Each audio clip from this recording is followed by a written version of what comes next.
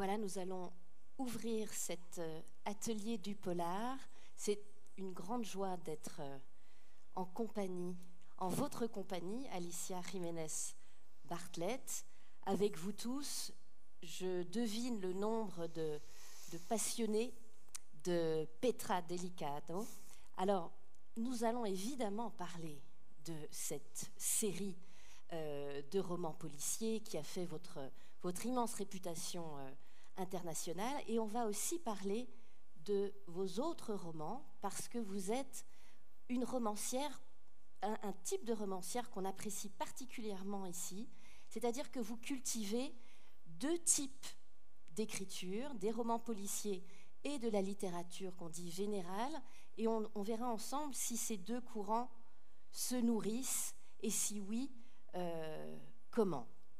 Alors, vous écriviez déjà depuis une dizaine d'années, vous aviez 6-7 romans déjà. Quand vous avez décidé, Alicia Jiménez Bartlett, de vous lancer dans l'écriture de romans policiers, racontez-nous qu'est-ce qui s'est passé, pourquoi cette envie? Bonjour tout le monde, me voilà la professeure qui est venue spécialement de l'Espagne pour vous parler. J'avais jamais pensé à écrire un polar, c'était pas un de mes projets clairs. Mais j'avais écrit un livre qui était à moitié biographique sur la cuisinière de Virginia Woolf, l'écrivaine anglaise. Ça a été un travail très très dur, très, comment dire, académique. J'ai dû lire tous ses journaux personnels, savoir bien qu'est-ce que je disais, voir à l'époque où elle était. J'ai reçu une bourse aux États-Unis. Je travaillais beaucoup avec ce livre. À la fin, j'étais un peu fatiguée. Je voulais un changement, pas de style, mais un changement fort dans ma carrière comme écrivaine. En général, tout le monde pense que la vie d'un écrivain est très variée et merveilleuse. On va dans de grandes fêtes, on se saoule la gueule, mais c'est pas vrai.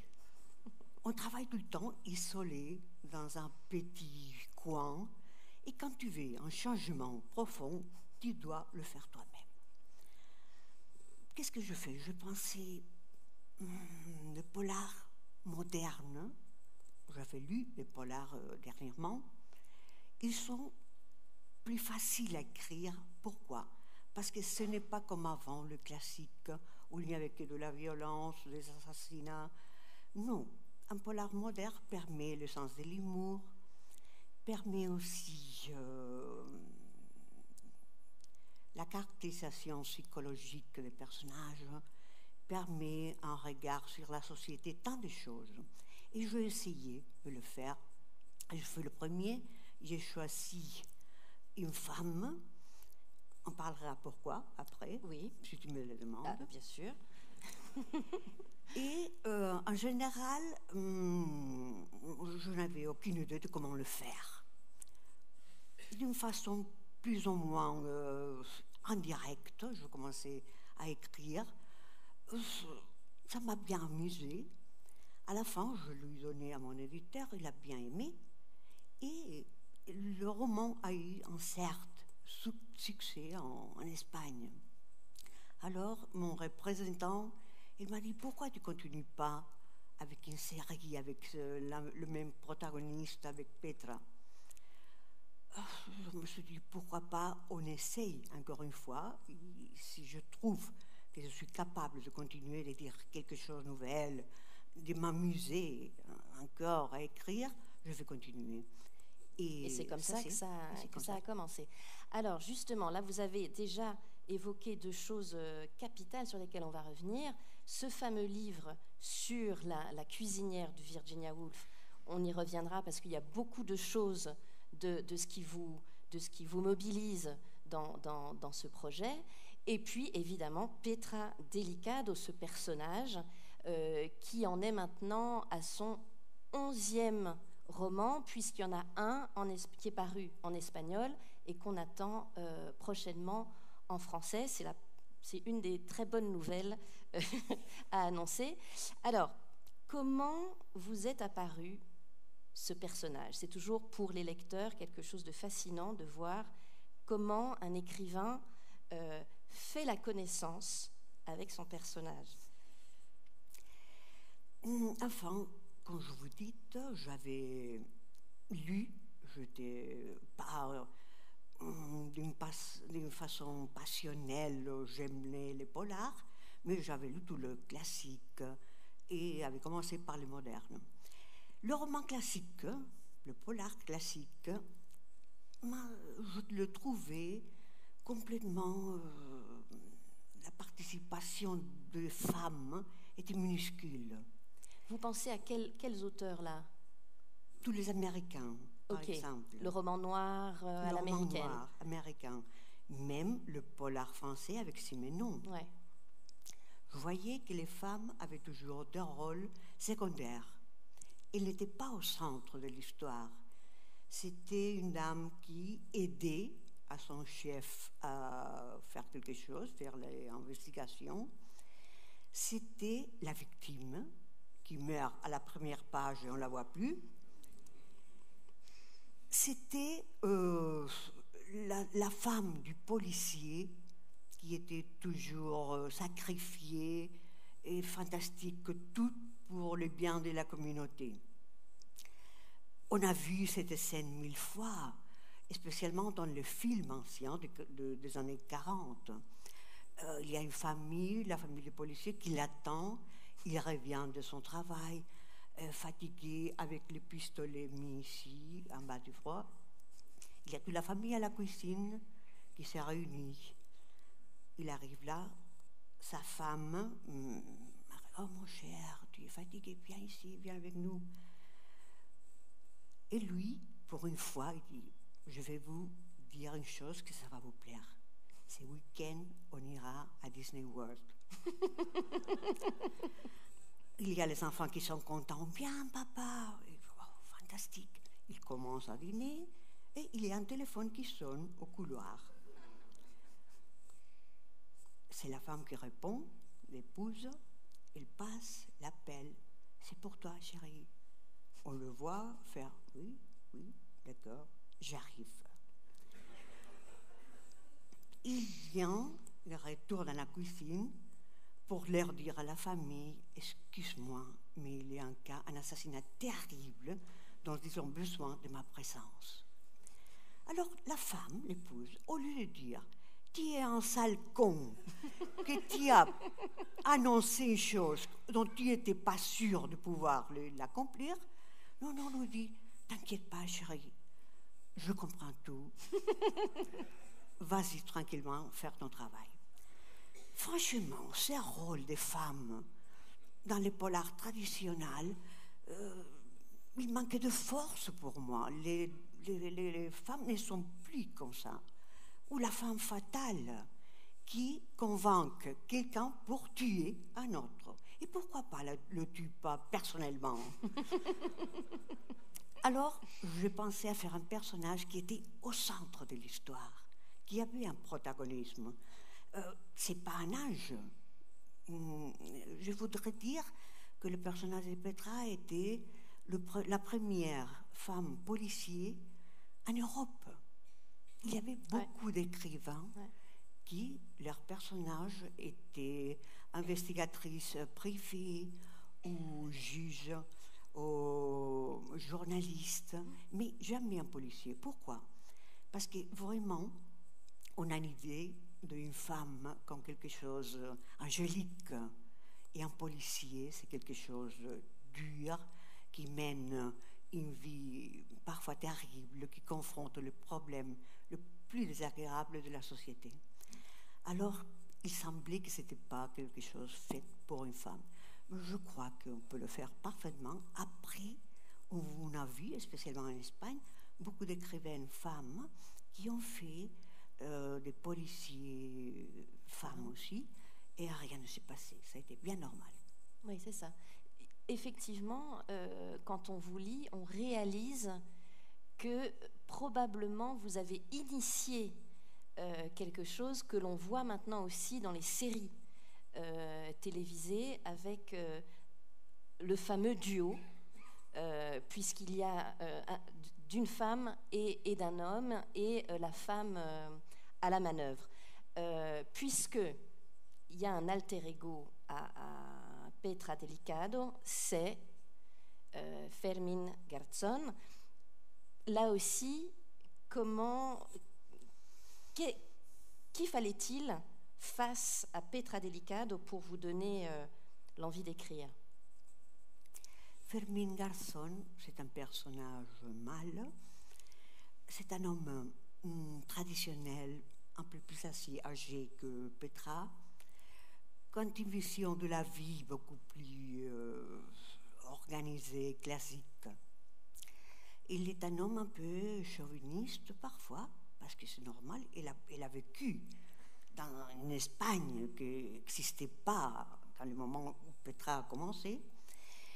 Et entre les deux, commence une relation difficile au début. Mais peu à peu, il retrouve un peu les points idéaux pour se comprendre.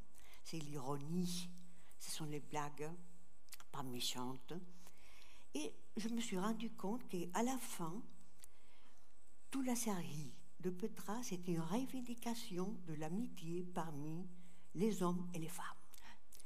C'est évidemment un texte féministe, mais pas militant, pas en contre les hommes. Je crois que la société a été organisée d'une façon masculine. Ouais. Mais à la réalité, il faut qu'on vive.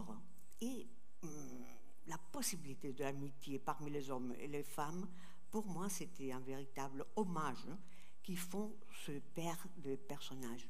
Ils n'ont rien commun, ni l'âge, ni la culture. Petra est plus sophistiquée, plus cultivée. Mais comme ils font un tandem important point de vue policier, parce que lui, il connaît mieux la police, il connaît mieux la rue, il connaît mieux comment réagissent les gens qui on peut trouver dans la rue normalement. Et Petra est un peu plus cérébrale. À part ça, il finit dans les derniers livres de la série. C'est une amitié véritable et profonde. Absolument. Avant de continuer plus loin, vous avez évoqué le roman noir américain des années 50. Comme vous, chers spectateurs, ici, vous savez, dans les ateliers du polar, on demande toujours à l'auteur invité de choisir un film. Et Alicia Jiménez Bartlett, vous avez choisi LA Confidential, que nous verrons donc à la fin de l'atelier, après notre échange, après votre masterclass.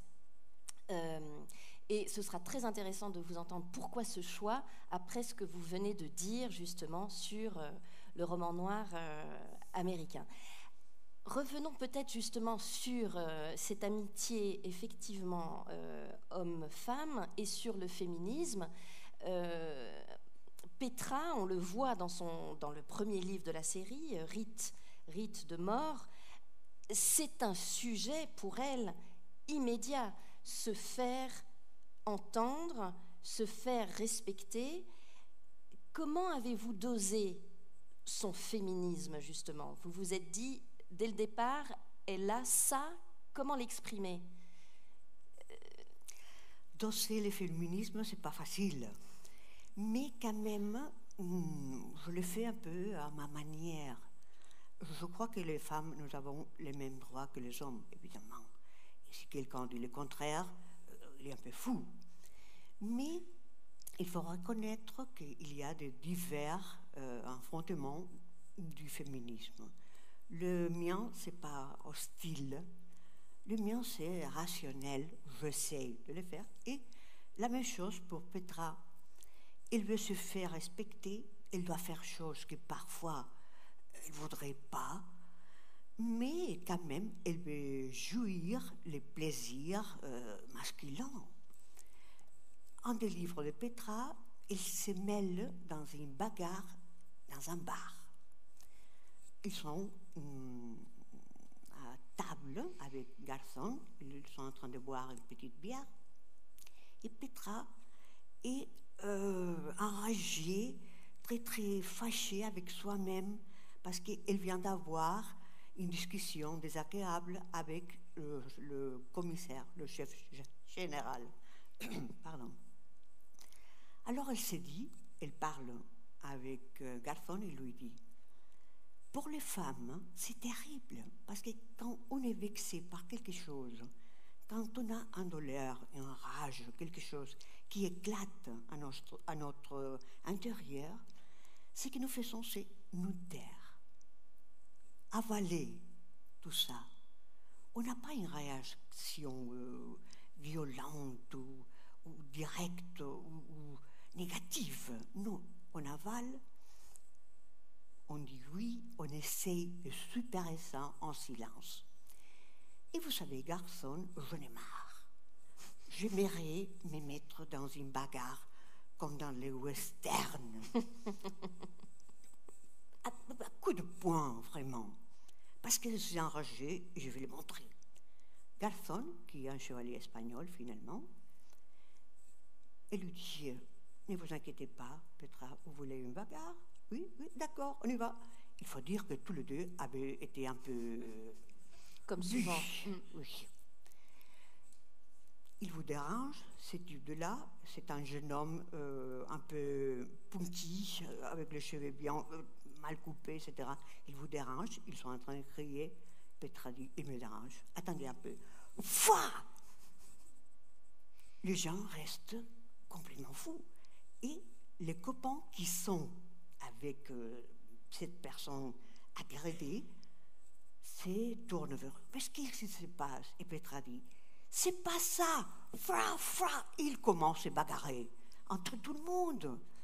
C'est fou, hein? Mais c'est une réaction, c'est un plaisir, entre guillemets, masculin, que Petra veut jouir aussi. C'est un féminisme que chaque femme peut couper un peu à sa manière. La manière de Petra, c'est pas conseillable, mais quand même. Il y a aussi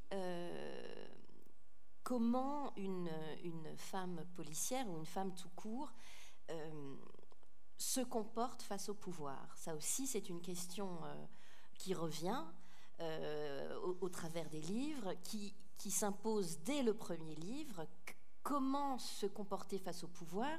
Je lis juste une citation que j'ai bien aimée. C'est Petra qui parle. Commander, c'était bien. Ça créait une certaine accoutumance. C'était comme si on ajoutait un charme supplémentaire au jeu du destin. Je n'utilisais pas la force, mais j'inversais subtilement les données d'une situation. Pour renverser la vapeur, il suffisait d'un peu de pouvoir. Et c'était généralement la partie manquante, la pincée de pouvoir entre des mains féminines. Maintenant, je l'avais.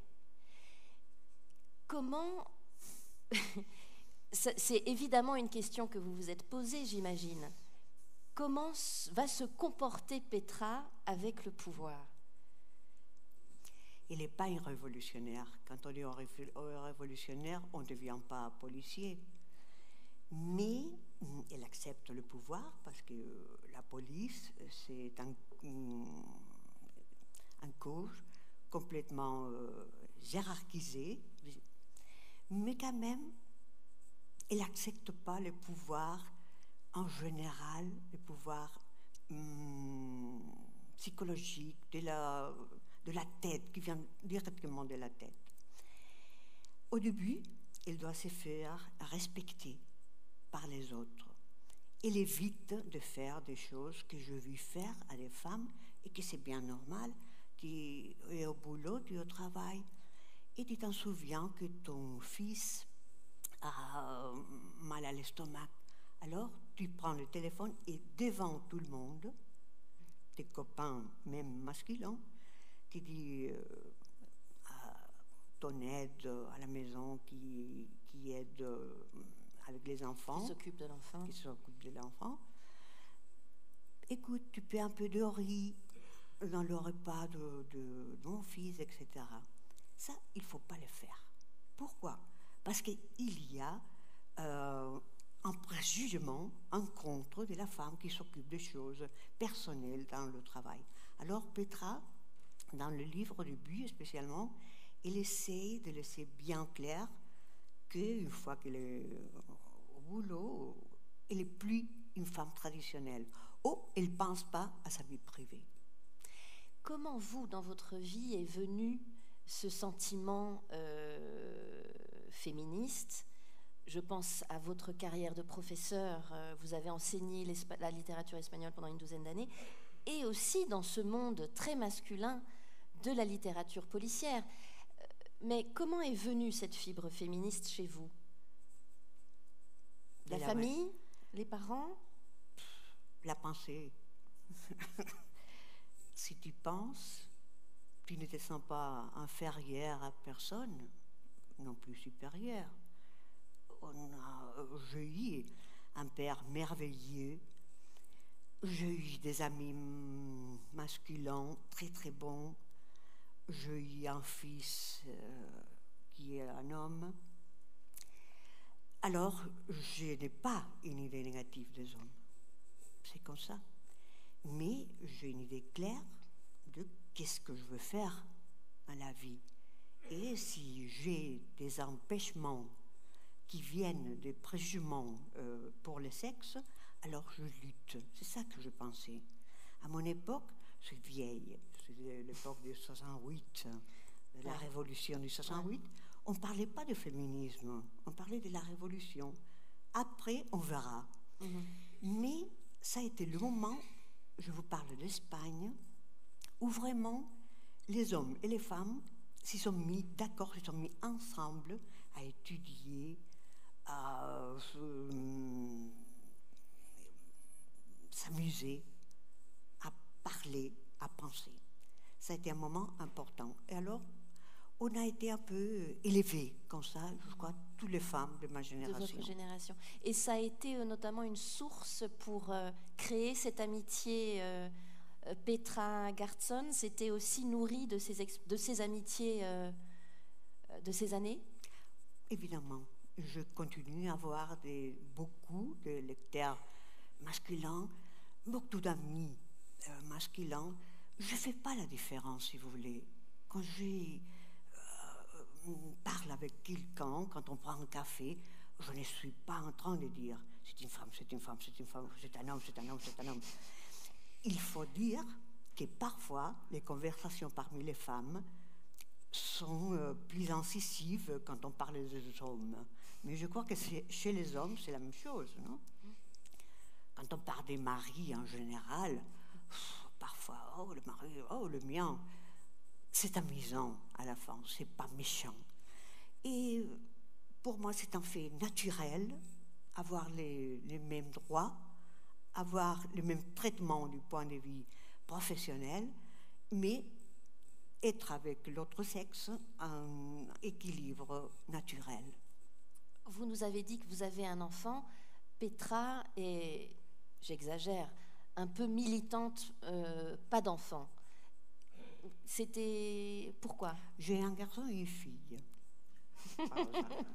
L'équilibre, c'est parfait chez moi. Petra est sans enfant et en parle beaucoup, de pas en avoir. Et puis ensuite, elle a son troisième mari a 3 enfants, donc elle se retrouve face aux enfants. Mais c'est quelque chose d'important de ne pas en avoir pour elle. Je vous dirais, il y a une raison intellectuelle.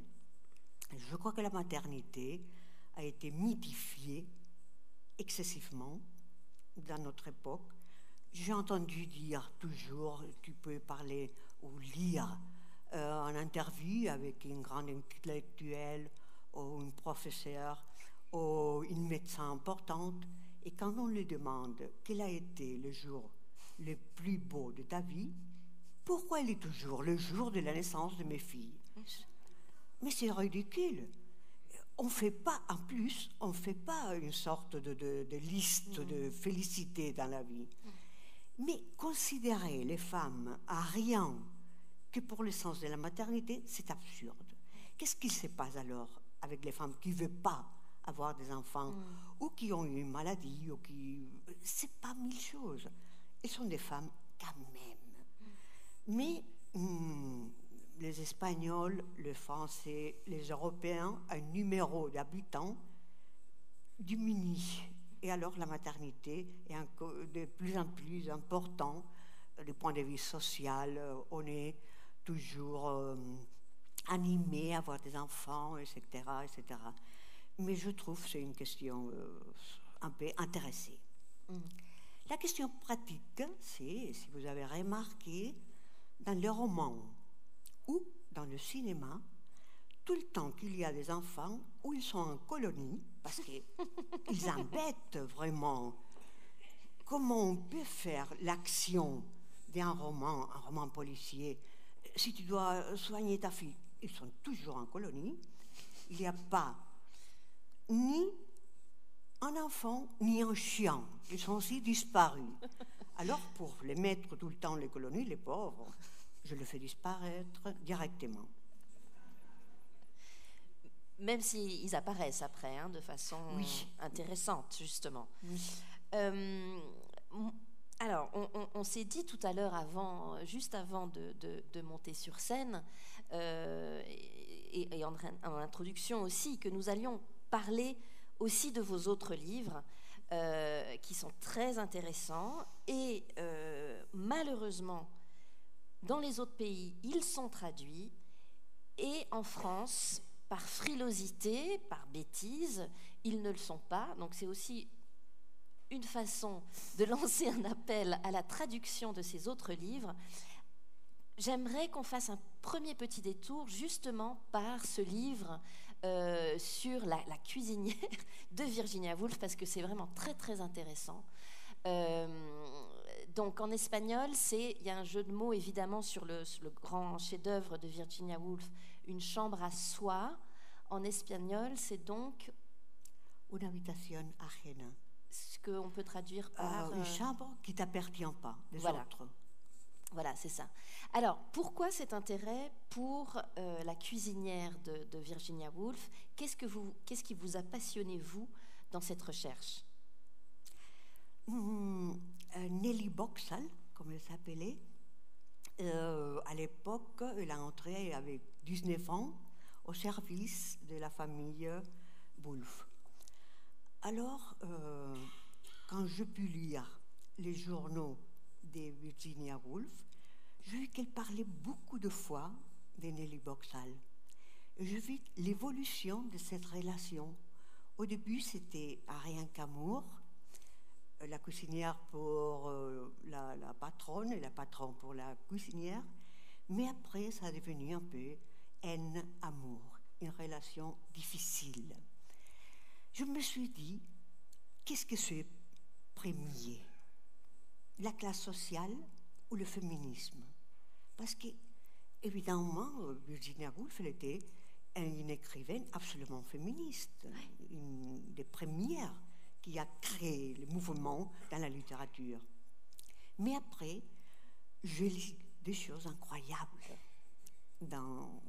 qui racontait elle-même dans les journaux.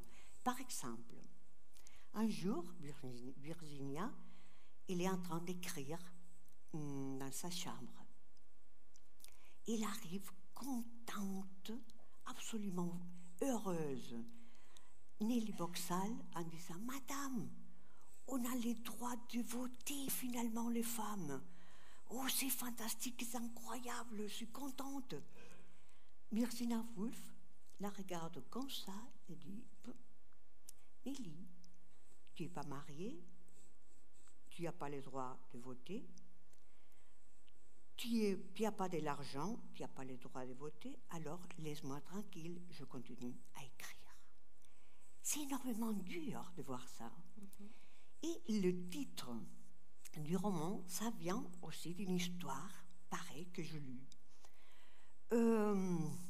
Nelly Boxall va au marché, elle achète, je ne me souviens pas quoi, mais quelque chose qui était en bon état.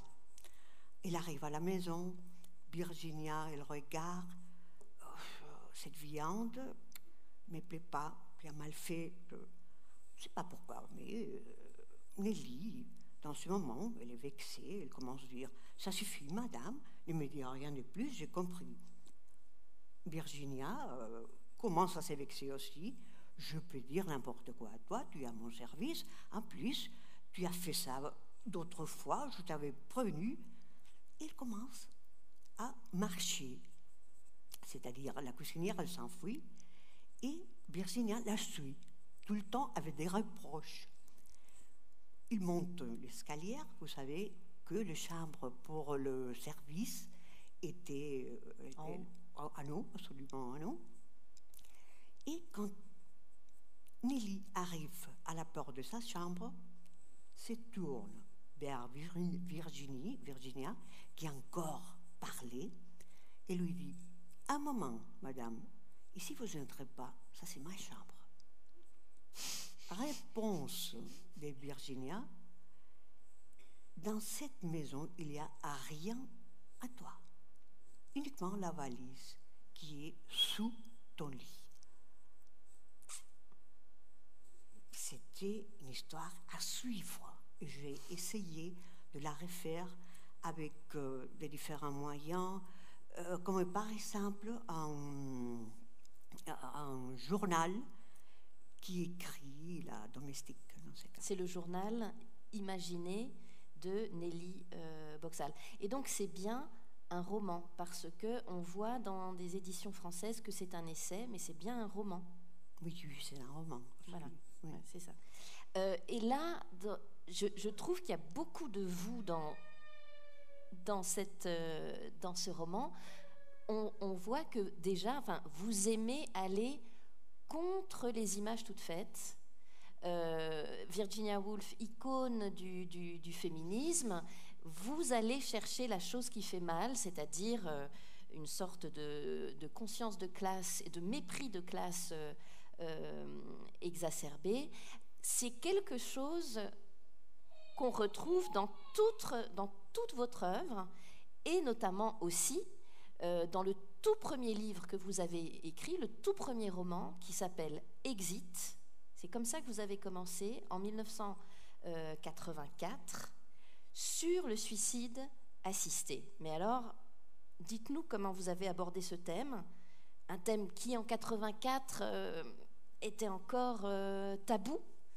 Ouais. Oui, c'est vrai, c'était un thème tabou, mais c'était pas exactement comme ça. C'est pas pris absolument au sérieux. C'était une institution, une clinique que vous avez imaginée, oui, à la campagne que j'ai imaginée, où tu peux avoir le suicide assisté du point de vue médical, mais aussi esthétique. Il y a un bon monsieur qui veut mourir comme un impérial romain. Alors on prépare tout pour lui, et il meurt comme ça. Et ils ont des conversations parmi eux, des points de vue très très différents les uns des autres. C'était un amusement avec un fond tragique, si tu veux. Et là aussi, une chose forte chez vous, c'est les excentriques.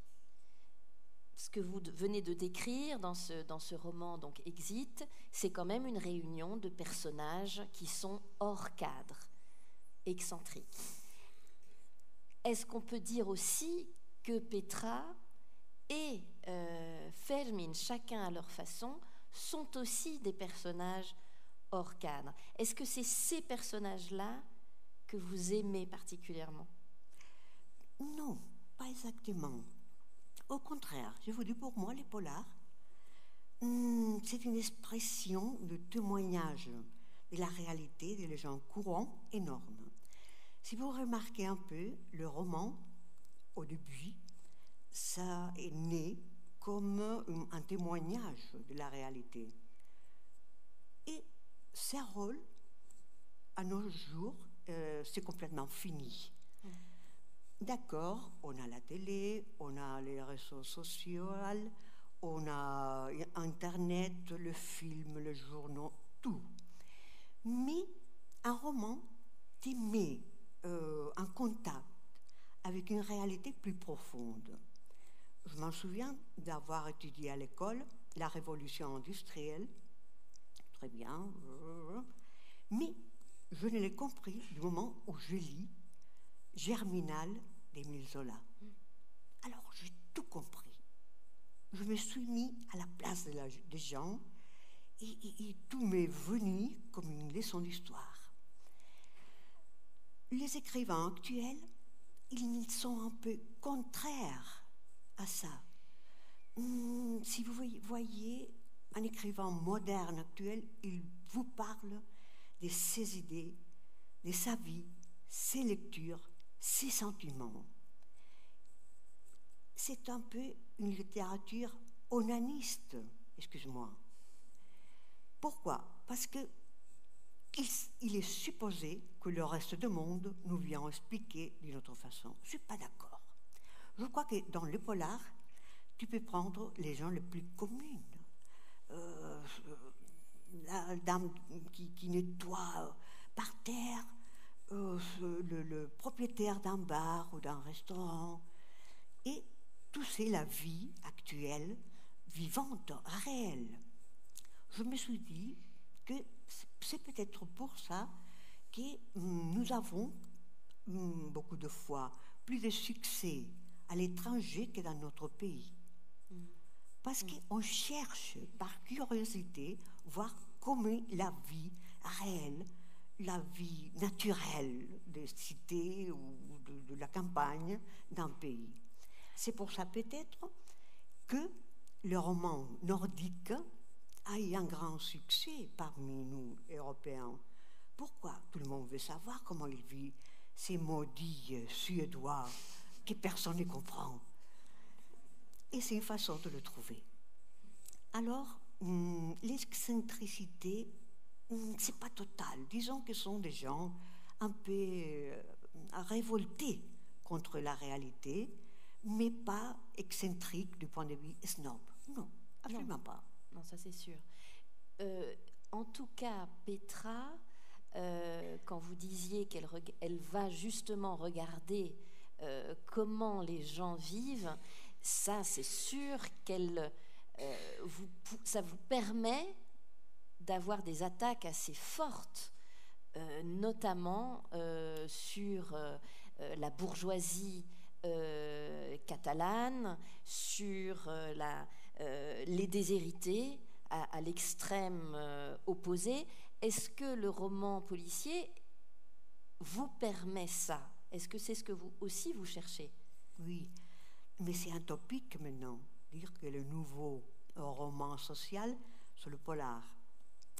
Je vous ai préparé un décalogue après, qu'on va lire, où je dis que d'accord, il faut être critique avec la société, mais pas trop. Pourquoi? Parce que la société que nous vivons tous les jours est tellement folle par elle-même qu'il ne faut pas insister à rien qu'important la réalité au papier, tu as la critique pratiquement faite, pratiquement finie.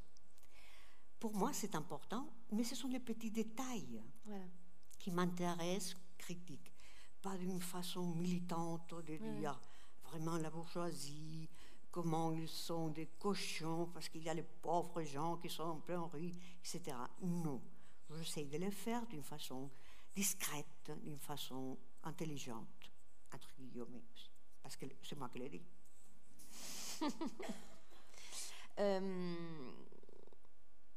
Justement, quand vous parlez des détails, vous avez un art constant des détails, des petites scènes. C'est l'art de la petite scène révélatrice. Petra remarque une façon de répondre, remarque une façon de parler, etc. Je me demande toujours comment les écrivains font pour noter ça. vous avez un répertoire où vous notez ces scènes, elles viennent dans l'écriture, parce que c'est vraiment une des forces de votre série, c'est la finesse de l'observation des humains par les yeux de Petra. Vous savez, je ne suis pas une écrivaine avec beaucoup d'imagination. Non, si je devais faire la fantastique, la littérature fantastique, ça serait un échec total. Mais j'observe beaucoup les gens. Pourquoi? Parce que ça me plaît. Je trouve toujours des choses nouvelles, des choses qui m'étonnent, des choses que je n'avais pas remarquées avant. Les gens encore sont intéressants pour moi. Et c'est pour ça que j'essaie de les porter à mes romans, de le faire vivre un peu là-bas. Je vois tout le monde. Quand je suis au restaurant, il arrive les garçons, je le vois. Je ne peux pas, absolument pas le voir. Je regarde comment son regard, sa façon de parler. Je me demande s'il sera marié ou pas marié. Je ne sais pas. Faire la fiction tout le temps dans ta vie. Et je vais vous dire une autre chose. Je ne suis pas forte à la vue. Finalement, les écrivains, nous profitons des choses que nous avons. J'oublie tout le temps les villes que je connus avant, pour le désespoir de mon mari. Tu vois, une cathédrale merveilleuse. Tu t'en souviens, on a été ici il y a 2 ans. Pas une idée. Les gens, je les reconnais mal à la vue. Mais je suis bonne à l'oreille. Pour moi, la littérature, c'est le son. Et la vie, c'est le son. Je me souviens très bien de les voix des gens, de ce qui a dit quelqu'un dans un moment précis, pour la désespération encore de mon mari. Et mes dialogues, ils sont pas mal. Mes descriptions physiques sont terribles, parfois inexistantes. Je me trompe 1000 fois quand je dois décrire un arbre ou une chambre. Mais les dialogues me plaisent parce que j'écoute beaucoup, je suis bonne à l'oreille. Oui, c'est vrai. En vous entendant, c'est effectivement, il y a peu de descriptions, mais vos personnages sont extrêmement vivants par les voix, en fait, et par leurs échanges. Mais si je le dis premier et le dis toi après, c'est pas une découverte, hein, chérie. Faut risquer un peu. Le temps passe, on arrive à ce moment de vos règles d'or. Si vous deviez donner des conseils à quelqu'un qui se lance dans l'écriture de romans policiers, quelles seraient les erreurs à ne pas commettre? Comment commencer? À vous la parole. Je les ai écrits. Ce ne sont pas des conseils. Je trouve que un conseil, on ne peut pas le donner à personne. Vous savez votre idée. Je vous dis mes idées. Mais après, chacun agit comme il veut.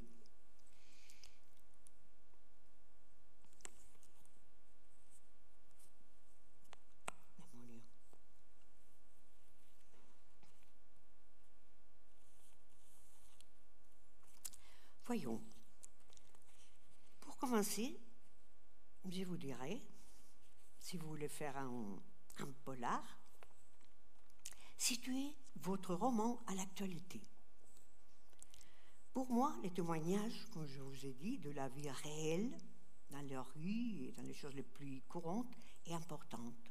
Si vous situez un polar à l'Empire roman, comme il y a un écrivain, je crois qu'elle est allemande, qui le fait, il n'y a pas la possibilité de critiquer, de voir, de faire ces témoignages. C'est con.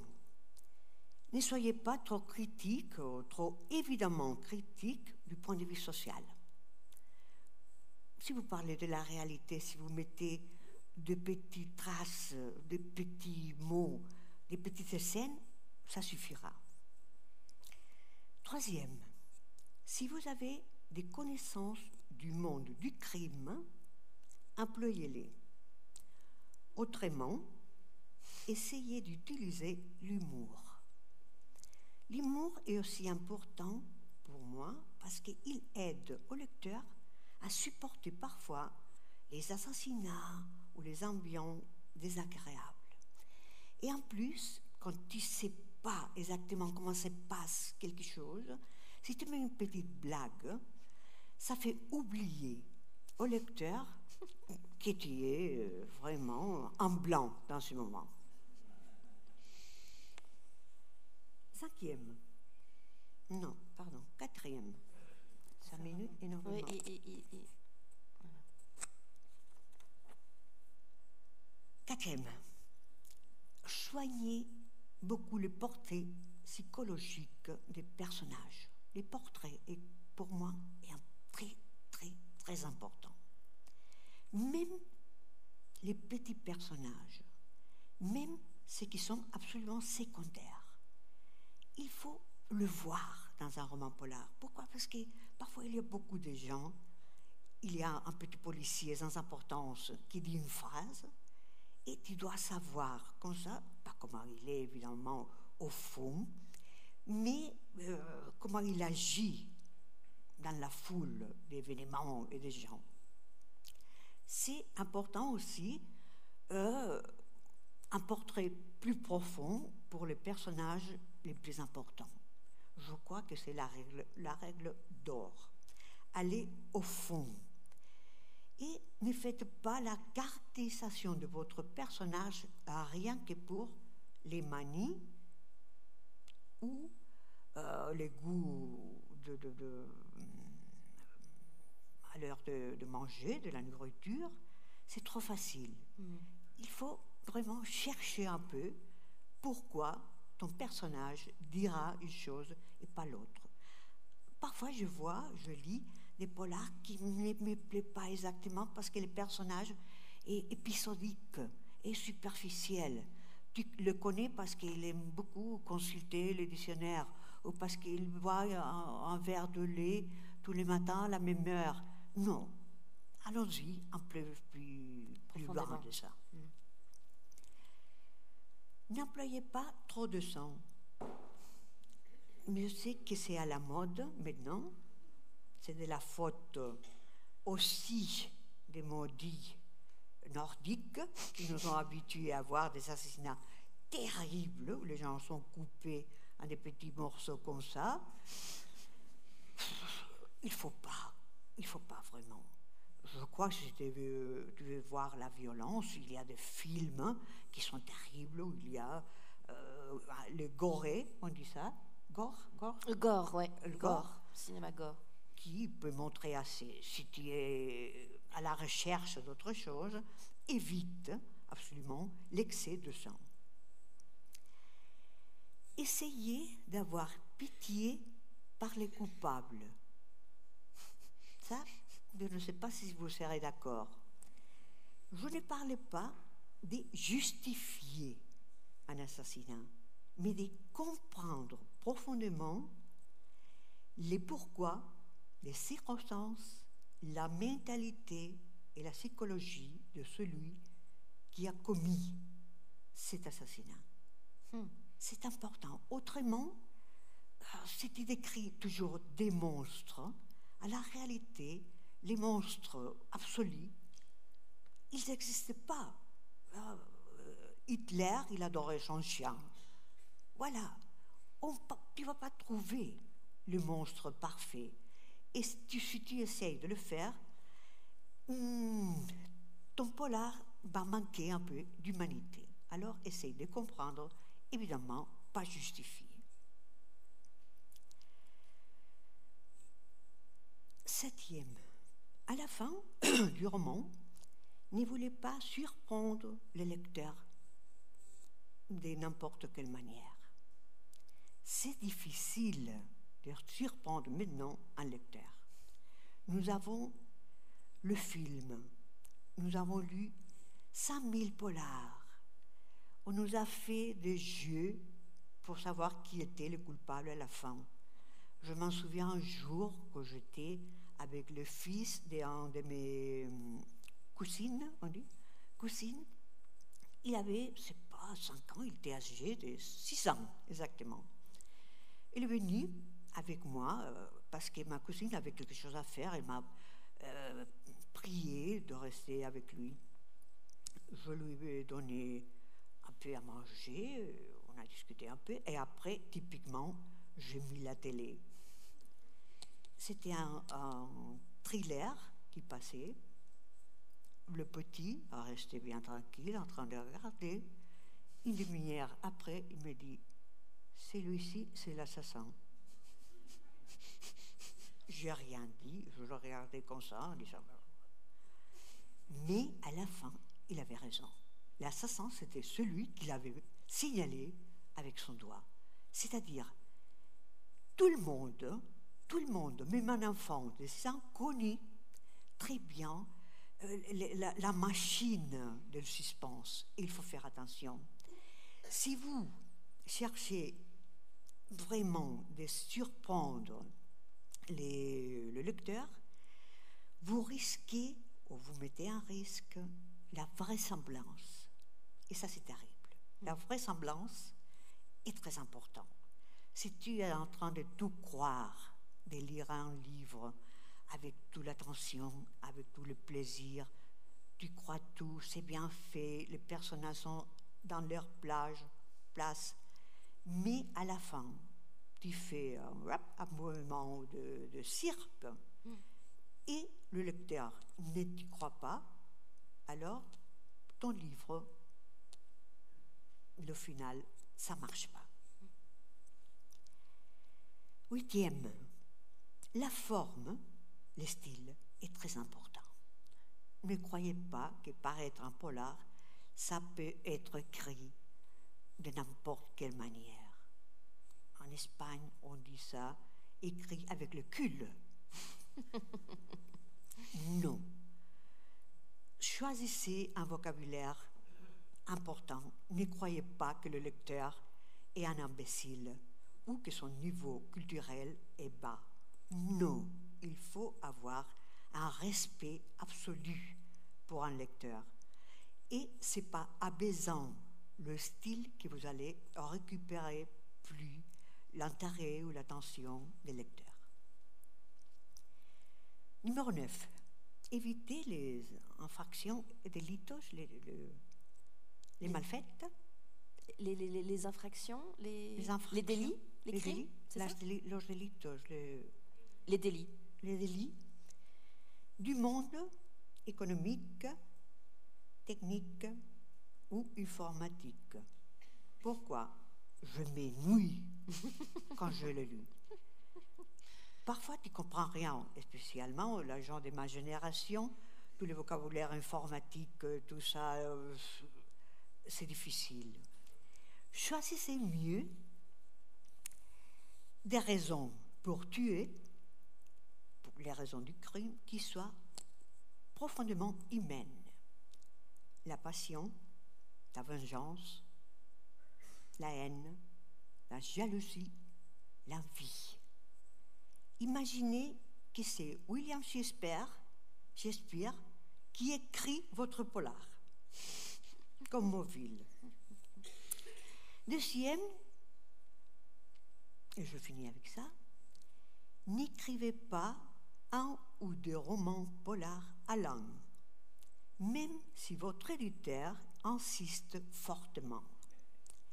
Si vous le faites, vous pouvez être sûr de que vous finirez par écrire des ordures.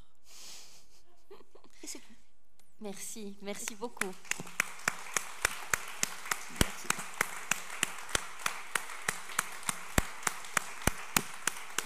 Merci. Voilà, c'est évidemment toujours un moment fort de ces ateliers d'avoir comme ça des auteurs, d'éminents auteurs qui nous livrent leurs quelques recettes de cuisine ou quelques conseils malgré tout. J'avais évidemment beaucoup d'autres questions, mais je pense que le public en a aussi. Donc, si vous êtes d'accord, à vous la parole. Alors, voilà. Merci madame, vous avez un humour vraiment très amusant. J'ai beaucoup ri. Merci. Je voulais simplement savoir si vous étiez lu en prison. Si j'étais Lu en prison. Est-ce qu'on vous lit dans les prisons? dans les prisons, j'ai fait une conférence à une prison à Barcelone. C'était une expérience magnifique parce que tu voyais tous ces gens privés de liberté, mais avec un désir de savoir, de plaire les autres. Ils m'ont fait plein de petits cadeaux, une guitare comme ça, faite à la main. Ils m'ont demandé la dédicace. Après, ça a été une expérience dure, mais à la fin, agréable pour moi. Mais rien qu'une fois, je fais. Je ne sais pas si pour le reste, je suis lue ou pas. Je ne sais pas si un polar, ça intéresse les gens qui sont impliqués là-dedans.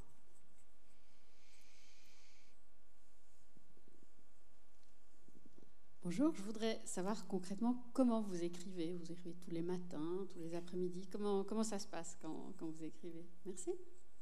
Merci. Maintenant, j'habite moitié la campagne, moitié Barcelone, mais plutôt la campagne. Je vais de moins en moins à Barcelone. Alors, je commence à écrire le matin, pas tôt, 9h30, 10h, et je continue à écrire jusqu'à 4h l'après-midi. Je ne mange pas, je bois un café, et c'est tout. J'essaie de ne pas relire jamais ce que je fais le jour antérieur. Pourquoi? Parce que je perds. Je ne suis pas très sûre de moi-même comme écrivaine. Je ne me dis pas, je vais me régaler avec les chapitres d'hier. Non. Je craigne. Qu'est-ce que j'aurais fait? Je continue, j'avance. À la fin, évidemment, je le mets en papier et je réécris une ou deux fois le même livre en faisant des changements. Après, quand je finis mon séjour de travail à 4h, je ne pense plus à mon livre. J'ai essayé de le faire au début, c'était difficile, mais à la fin, j'ai appris à le faire. Je sors au jardin et je suis très occupée à voir si la fleur que je plantais, elle pousse ou pas. Je ne pense pas à mes personnages, à rien du monde. Je ne travaille pas le week-end pour avoir une minime relation avec le monde, avec mon mari, mes amis, le monde en général qui me plaît. Et je vous dirais que pour moi,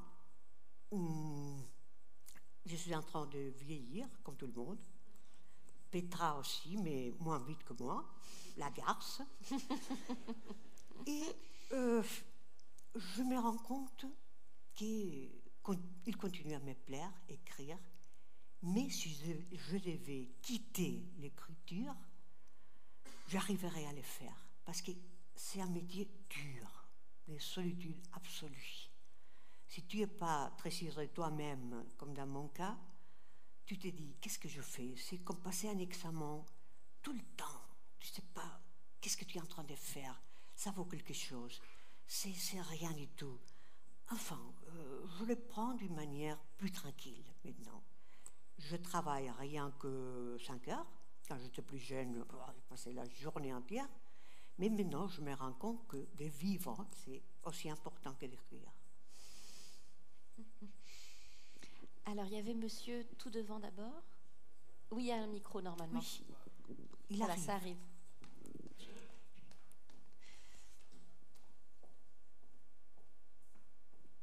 Oui, bonjour. On a bien compris que vous n'étiez pas très enthousiaste sur la littérature scandinave dans le polar. Par opposition, qu'est-ce que vous aimez beaucoup? Est-ce que vous avez des références? Est-ce qu'avant d'écrire des polars, vous étiez une lectrice de polar? Êtes-vous toujours une lectrice de polar?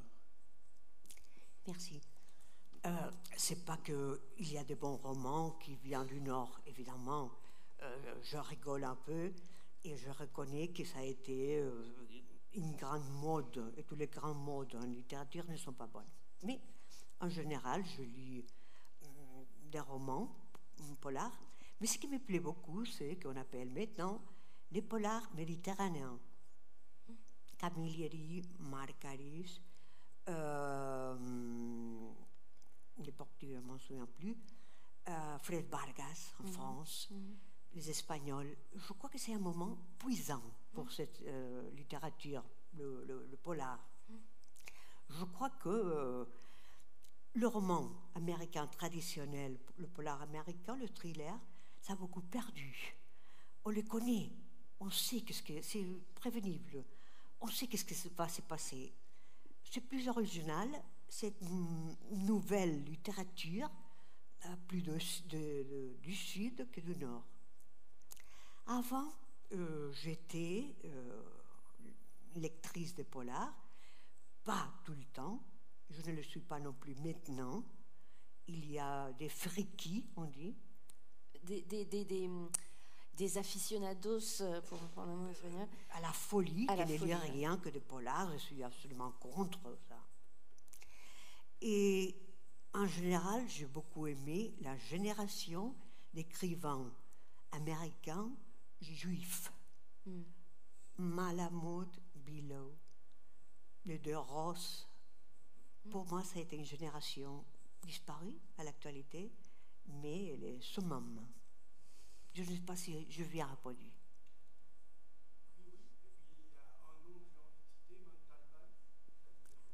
Montalbán, Vázquez Montalbán, évidemment. C'est une autre époque pour nous. C'est un roman bien différent de le roman polar que se fait maintenant en Espagne. Pourquoi? Parce que pour lui, la lutte contre Franco était très importante. La police, ce n'était pas la même chose que pour nous. Après la démocratie, on n'écrit pas ces sortes de romans polars tellement politisés. Mais c'est évident qu'il était un génie, je le connais personnellement. J'adore ces romans encore maintenant parce que c'est une partie de l'histoire de l'Espagne qui est là. Je ne sais pas comment il s'est arrangé pour dire les choses, éviter la censure et tout. Il a bien développé son rôle. Et c'est un auteur que j'adore, évidemment. Il nous a ouvert la porte à tous qui nous sommes arrivés après. Monsieur, oui.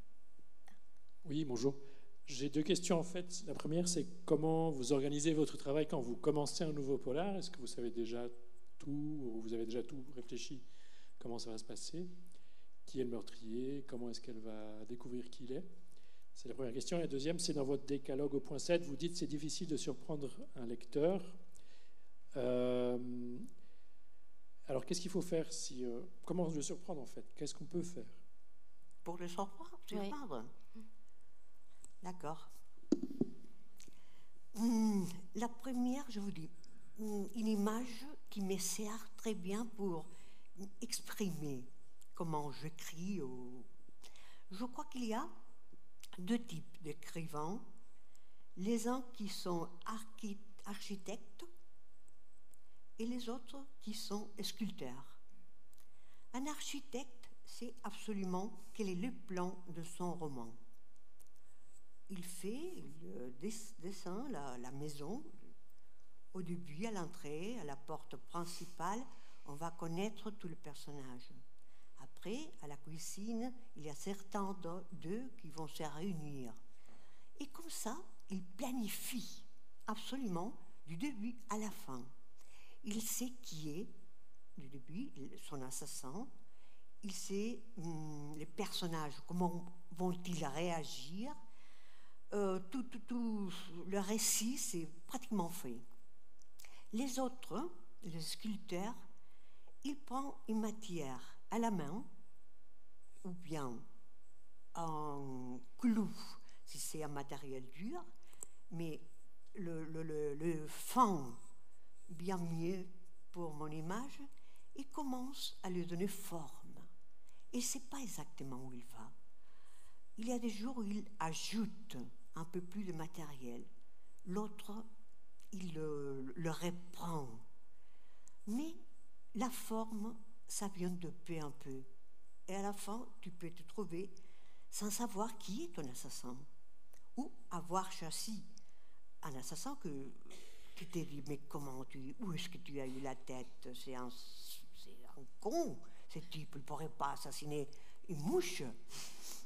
Alors, si vous voulez, c'est plus scientifique être un architecte, mais pour quelqu'un comme moi, que sa vie est le travail, que je travaille tous les jours, ma vie est écrire, c'est plus intéressant, c'est plus sympa pour moi et plus facile pour moi d'être un sculpteur.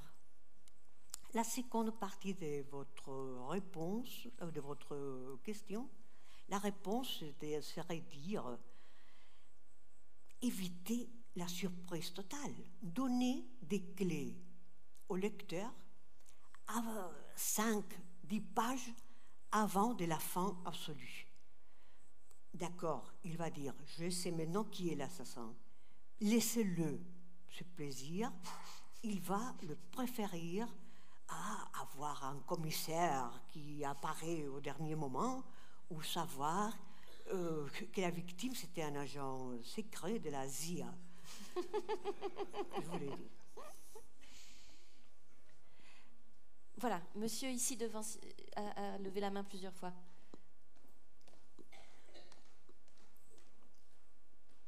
Merci.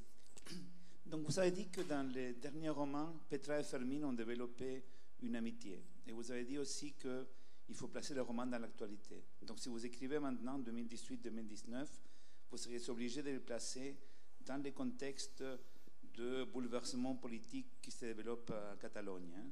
Si vous deviez écrire sur ce moment-là, j'ai l'impression que Fermín, d'après ce que vous avez dit, il serait plutôt contraire à l'indépendance. Est-ce que ce n'est pas une idée intéressante de voir si cette tension que je sens dans beaucoup de mes amis catalans qui se sont même fâchés entre eux pourrait rompre même cette amitié? Et est-ce que ce ne serait pas aussi une idée, vu que vous avez romancé la réalité pour l'expliquer, ce ne serait pas une manière, vu que vous avez des positions pesées, je vous ai bien entendu les positions par rapport au féminisme, etc., de faire une sorte de rappel à l'ordre, à la raison pour les deux bancs?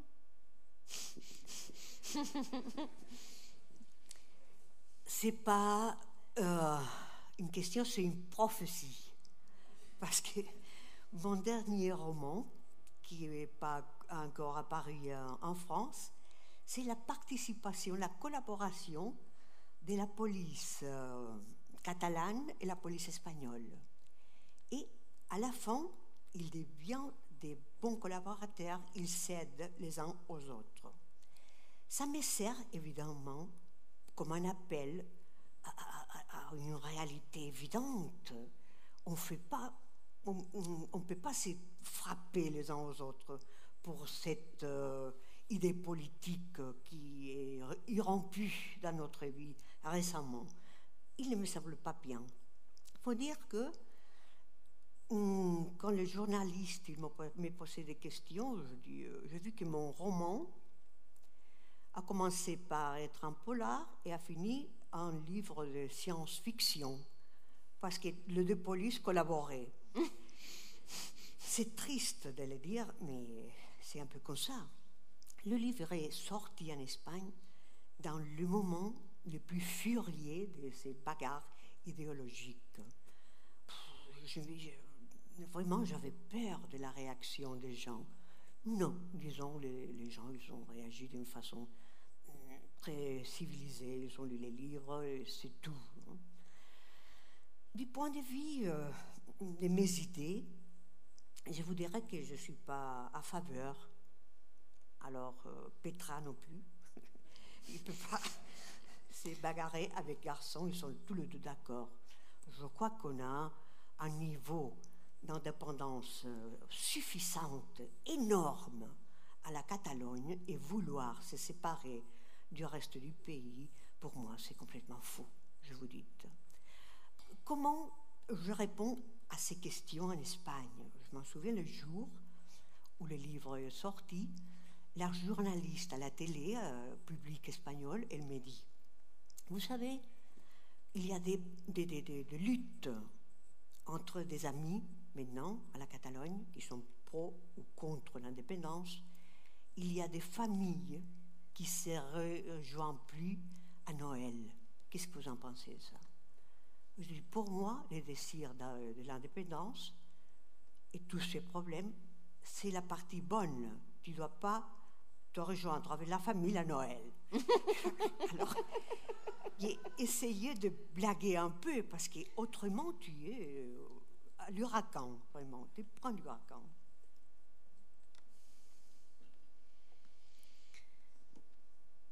Et c'est bien, si vous aviez une raison pour ne pas trouver votre famille à Noël, levez la main. Une raison belle, politique. Dites-moi. Oui, moi je serais intéressée par rapport aux traductions. Est-ce que vous avez un regard sur, par exemple, votre livre traduit en français? Vous le relisez, vous faites des corrections, vous, en français, ou bien vous faites vraiment confiance à votre traducteur, traductrice? Merci. Petra, les livres de Petra sont traduits en 19 langues. J'arrive à lire en français, en anglais et en italien. Mais dites-moi, en chinois ou en hollandais ou en russe, c'est pas possible de savoir qu'est-ce qu'ils ont mis à la place de ton livre. Normalement, il y a des traductrices, et traducteurs, des hommes aussi, qui parfois te disent, tu poses des questions. D'autres qui ne veulent rien savoir. Je me laisse porter un peu, savoir qu'est-ce qu'ils ont fait, les traducteurs en général, par la traduction des titres des livres. Parce que vous savez qu'ils les changent beaucoup de fois. Les Allemands, je ne sais pas pourquoi, ils les changent pratiquement tous. Au moins les miens. J'écris, pas toujours avec un succès sa part, de mon point de vue. J'écris, comment il s'appelle? Ah oui, Serpent au paradis. C'est un de mes livres, Serpent au paradis. En jouant un peu avec l'image biblique de Serpent au paradis et une urbanisation qui sort au livre qui s'appelle Le Paradis. Vous savez comment ils ont mis, les Allemands, le titre de ce livre? Piranien im Paradise. Comment? J'ai pas compris. Piranien. Piranha. Ah, piranha. Piranha. À la Bible, je n'ai jamais vu une piranha. Mais c'est passé comme ça. Le dernier livre traduit en France, non, le avant-dernier traduit en France, Les silences des cloîtres. Pour une fois, j'étais bonne là. Ça fait quelque chose de silence des cloîtres. En Allemagne, ils ont traduit la sœur, la religieuse, ouais. La religieuse sourde.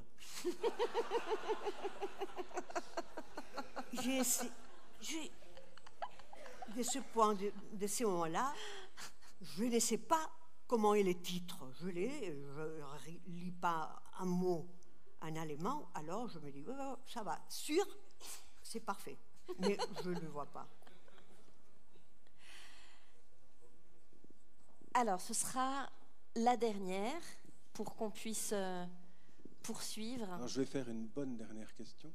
Vous avez eu une adaptation de vos livres en série que nous n'avons pas vue, enfin à ma connaissance qu'on ne trouve pas ici. Est-ce que vous avez été approché par le cinéma? Est-ce que c'est quelque chose que vous auriez aimé voir vos personnages au cinéma?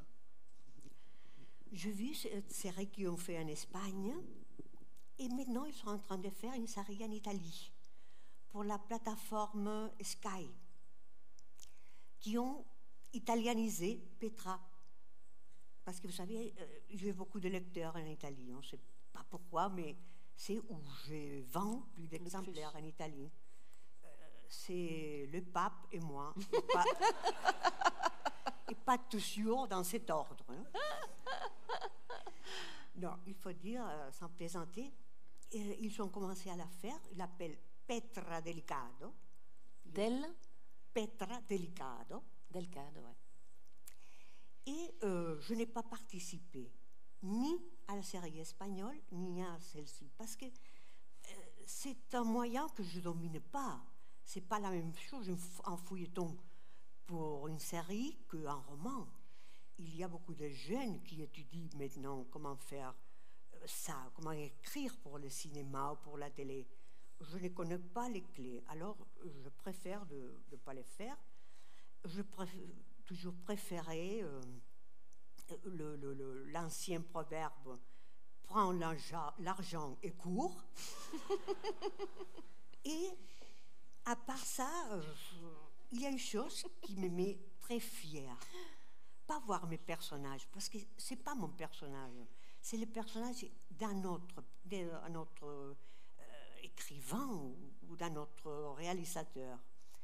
Mais il y a quelque chose qui me met très fière, c'est voir quand tu vois l'équipe pour tourner cette série, tous les deux, est énorme. Ils mobilisent une quantité de gens énorme. Les directeurs, sous-directeurs, celles qui maquillent, énorme, 60, 70 personnes. Alors je me dis, c'est parfait que toi, tout seul, dans ton petit coin, tu as mis vraiment tout le monde en effervescence. Et ça, je suis très contente. Alors, monsieur, je vous remercie parce que la transition est évidemment toute trouvée pour passer au dernier moment, et pas des moindres de cet atelier.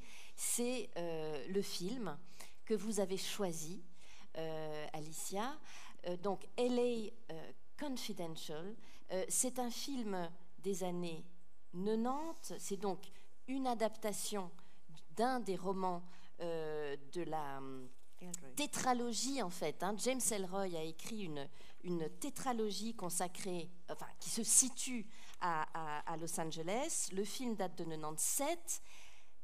Casting extraordinaire. Le réalisateur, c'est Curtis Hanson. Casting de rêve. Kevin Spacey, Russell Crowe, Kim Basinger. Expliquez-nous pourquoi ce film, pourquoi James Ellroy. J'ai beaucoup aimé ce film. Il m'a surpris, l'ambiance, comment il aimait, les images, le rôle des acteurs, fantastique. Russell Crowe est fantastique, plein de passion. Il n'avait pas encore grossi comme maintenant, il était beau comme un dieu. Et c'est un classique fait d'un point de vue avec les moyens actuels. C'est très intéressant, même les couleurs. Et l'histoire se développe d'une façon qui te prend par le cœur, et tu es tout le temps en suivant cette histoire avec toute ta passion aussi. C'est un film que vous avez tous vu, mais comme les cocktails, c'est après le film, je vous conseille de rester. Je voudrais dire une dernière chose. On m'avait prévenu que le public suisse était froid.